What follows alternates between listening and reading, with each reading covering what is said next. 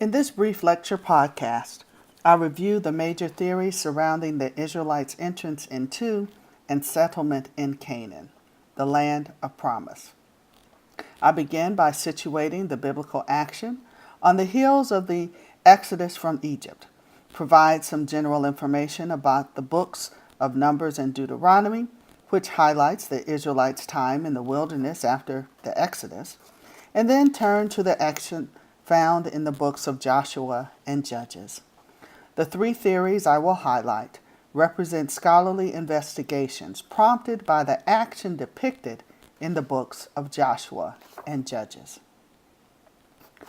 We are familiar with the story of Moses, his call, and his legendary role in the Exodus.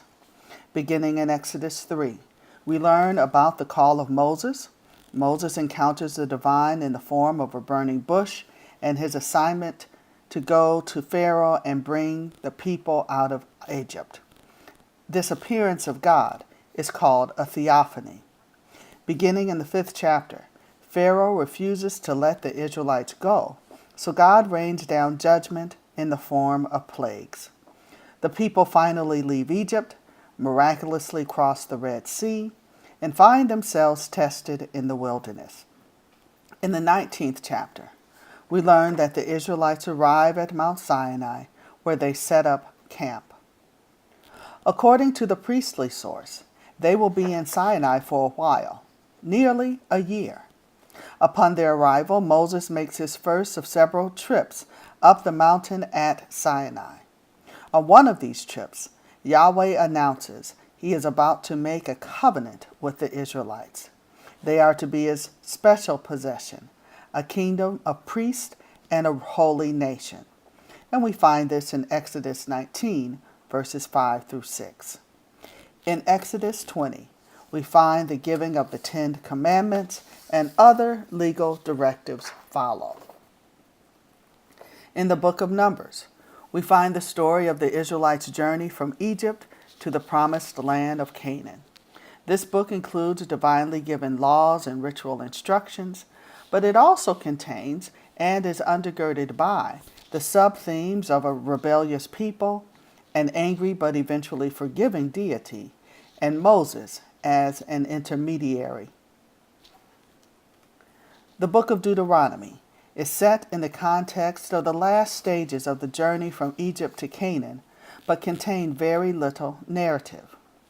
This is the 5th and final book of the Torah or Pentateuch. Its name, which is Greek in origin, means second law, and succinctly summarizes its contents. Deuteronomy, which, according to the documentary hypothesis, constitutes the D source, is a lengthy speech given by Moses shortly before his death.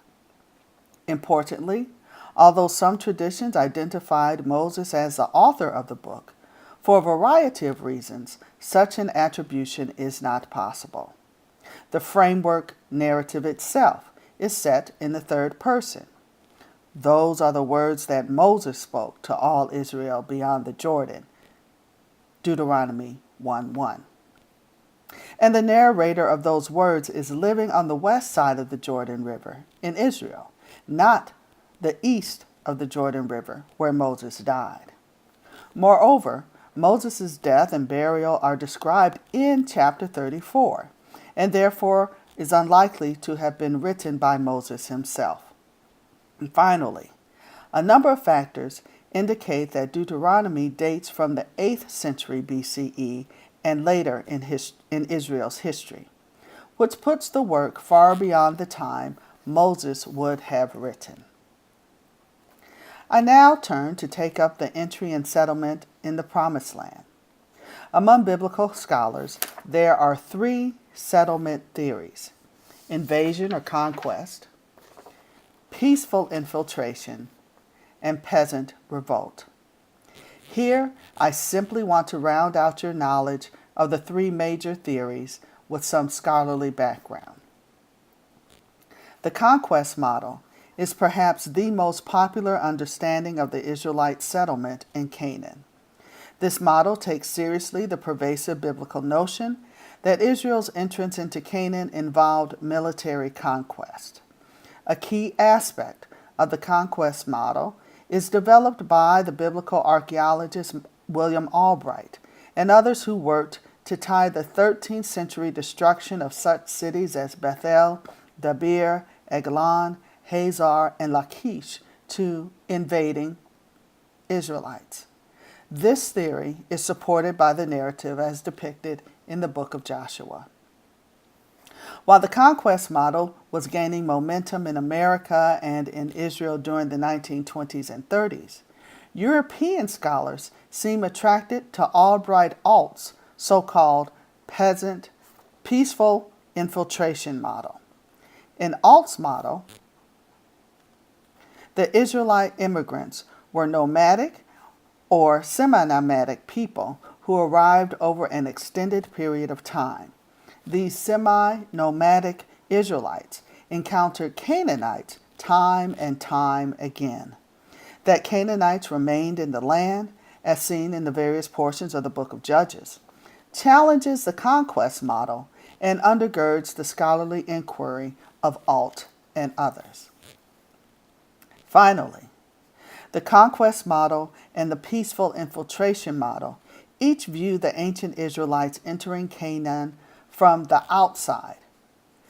The peasant revolt model asserts that this was an inside job. George Mendenhall introduced this theory in the 1960s. While he does not deny entirely the idea of conquest, Mendenhall sees most of the conquerors as of indigenous, that is, Canaanite origin. As the theory goes, peasant farmers grew tired of urban overlords, so they revolted. Importantly, the catalyst for the revolt were a group of slave labor captives who had succeeded in escaping an intolerable situation in Egypt and had established a relationship with the deity, Yahweh. The biblical story of Rahab seems to support this theory of entry and settlement. These three theories, some scholars suggest that there are 5 theories of settlement, all have their challenges. Nevertheless, they hint at the idea that the Israelites may not have wholly invaded the region and totally annihilated or massacred the people of Canaan in a Jericho walls came tumbling down fashion. As a result of spending time with this lecture podcast, you should be familiar with the canonical backdrop of the historical books, which begins with the book of Joshua, and the major theories surrounding the Israelites' entrance into and settlement in Canaan. The books of Judges and Joshua tell very different stories of the Israelites' introduction into Canaan. So I encourage you to look over these books to give yourself a sense of how these stories are told by the biblical writers. Thank you.